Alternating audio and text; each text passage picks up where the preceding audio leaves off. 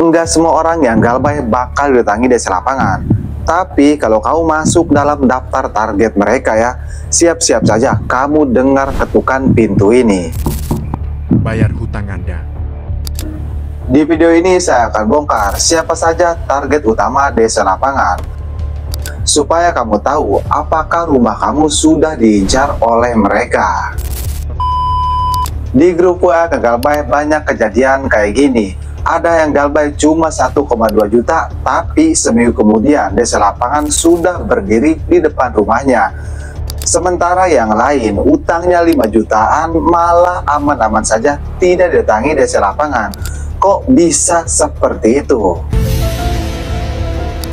Ternyata desa lapangan tidak asal datang. Mereka punya strategi, data, dan list khusus. Siapa saja yang layak mereka kejar langsung sampai ke rumah. Jadi ada 4 kriteria nasabah yang akan diprioritaskan oleh desa lapangan. Lebih tepatnya akan dikunjungi ke rumah. Jadi kalau kamu mempunyai 4 kriteria ini ya, siap-siap desa lapangan akan datang ke rumah kamu. Tapi perlu dicatat, setelah saya sebutkan 4 kriteria ini, ada catatan penting di akhir video yang akan saya sampaikan. Nah, kita langsung saja ke kriteria yang pertama, yaitu nominal dan status pinjaman. Desa lapangan biasanya ngincer nominal yang menurut mereka cocok untuk didatangi. Kalau utangnya kecil banget ya, mereka akan anggap itu nggak sebanding sama biaya jalan ke rumahnya. Tapi kalau nominalnya udah nyentuh angka tertentu dan nunggaknya udah lama ya, maka dipastikan desa lapangan akan memprioritaskan nasabah tersebut. Tapi bang, kan tadi di grup WA galbay katanya yang 1 juta didatangi, yang 5 juta tidak didatangi. Nah, jangan hanya menyimpulkan dari 1 kriteria saja. Karena ada 4 kriteria target utama desa lapangan. Kita tidak bisa menyimpulkan hanya dengan 1 kriteria saja. Itu untuk yang pertama yang menjadi target utama desa lapangan. Dan untuk yang kedua yaitu data alamat yang lengkap dan valid. Kalau kamu pas pengajuan pinjaman memasukkan alamat rumah yang jelas, foto rumah, titik lokasi yang jelas, intinya semua valid, maka selamat, mereka udah punya GPS langsung untuk datang ke rumah kamu. Tapi sebaliknya, kalau kamu masukkan data samar ya, seperti alamat samar, mereka akan mikir 2 kali akan datang ke rumah kamu. Tapi bang, saya seperti ini, saya memasukkan data kerjaan saya di tempat saya kerja, dan alamat KTP saya itu beda dengan tempat kerja, kan itu samar. Tapi kok mereka tetap datang ke rumah yang ada di KTP tersebut sesuai alamat KTP. Tapi tidak semua seperti itu. Misalnya kamu masukkan alamat kerjaan dan KTP itu berbeda, tapi alamat di KTP itu terjangkau oleh desa lapangan, maka sudah dipastikan alamat yang ada di KTP tersebut akan didatangi desa lapangan tersebut. Ya, meskipun alamat kamu samar. Jadi target utama mereka berikutnya yaitu jangkauan desa lapangan. Mereka akan lebih mengutamakan yang dekat dengan kantor mereka. Maksudnya meskipun utangnya kecil tapi jangkauannya itu terjangkau ya, mereka akan mengutamakan yang kecil dulu daripada yang besar tapi jauh.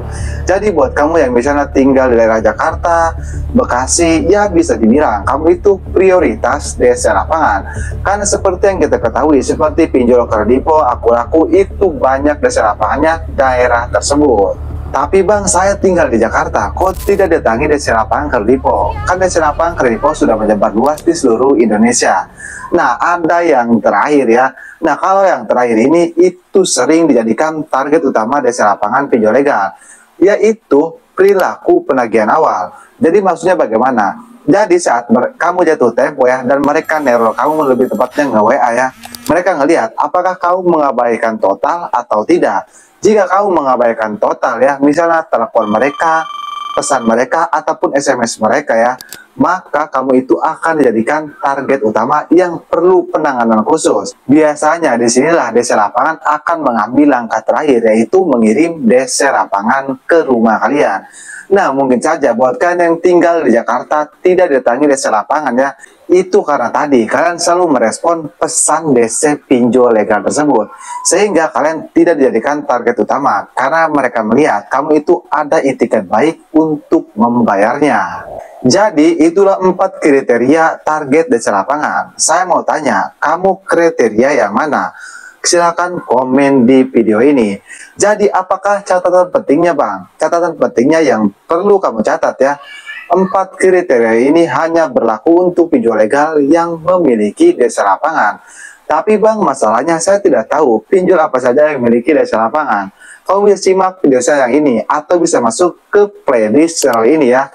Di situ saya sudah siapkan daftar pinjol legal yang memiliki DC lapangan di tahun 2025 ini.